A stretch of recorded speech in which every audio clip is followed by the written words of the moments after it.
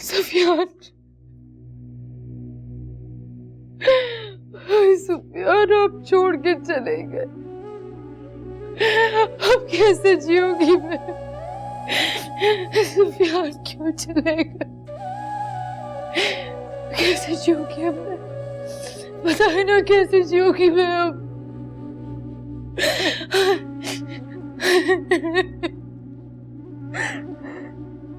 सुफियान चले गए तुम्हारे पापा,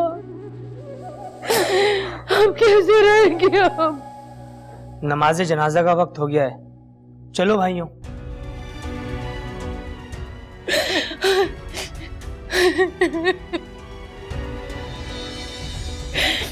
सुफियान, सुफियान, कलमा ए शहादत, कलमा ए शहादत।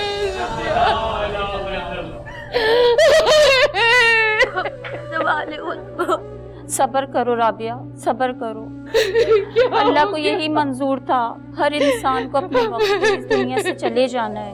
कैसे रखूं हौसला मैं, वो चले गए। ये अल्लाह के फैसले हैं, इंसान तो बेबस है। मेरी बच्ची, सब्र करो, हौसला करो।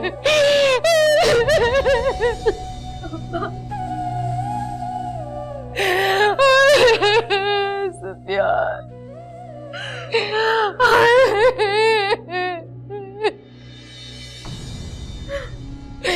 क्या हो गया? सब क्या हो गया? जोया क्या होगा?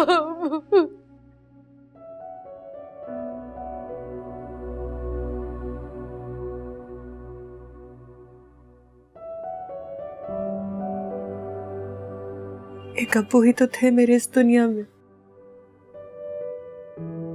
और उस जालिम औरत ने उनका आखिरी दीदार तक करने नहीं दिया।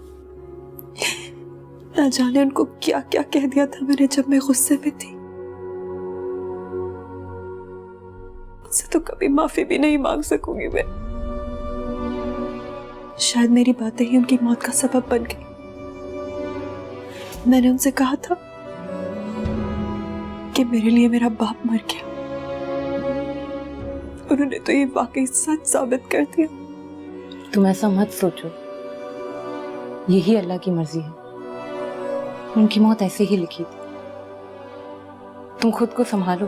लेकिन मुझे तो सारी जिंदगी पछतावा रहेगा कि मैंने उनसे वो सब कहा था। तुमने ऐसा कुछ गलत नहीं कहा, तुम उस वक्त दुखी थी। दुख में इंसान बहुत कुछ भूल जाता है। खैर, अब तुम उन बातों को ज्यादा मत सोचो, उन सब बातों को उनके साथ ही दफना दो।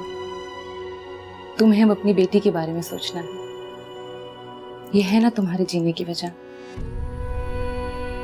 इसके लिए सब कुछ सिर्फ तुम ही हो, तुम्हें इसी के लिए जिंदा रहना है। हाँ, मुझे अब अपनी बेटी के लिए जिंदा रहना है। इसका भी मेरे अलावा और कोई नहीं है। मुझे इसके लिए सब कुछ करना है, इसको एक अच्छी जिंदगी देनी है, इसको हर उस महरूमी से बचाना है जो मेरे नसीब में थी। अल्लाह मुझसे नसीब किसी को ना दे। मेरी बेटी के नसीब में सिर्फ खुशियां ही खुशियां, कोई भी बुराई इसको छूकर ना गुजरे। हाँ आमीन, इंशाल्लाह ऐसा ही होगा, क्योंकि इसके पास तुम्हारी जैसी माँ है जो एक खूबसूरत और मजबूत दिल की मालिक है। सच बताओ, अगर आसिम मेरी जिंदगी में ना आए होते तो मैं इतनी मजबूत कभी ना बनती। उनके साथ गुजारा हुआ मुख्तसर वक्त मेरी बाकी जिंदगी गुजारने के लिए काफी है।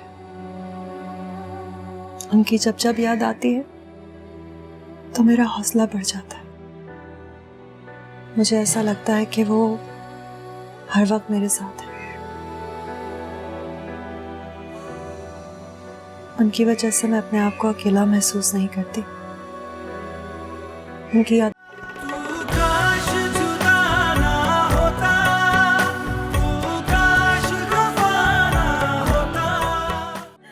हुआ।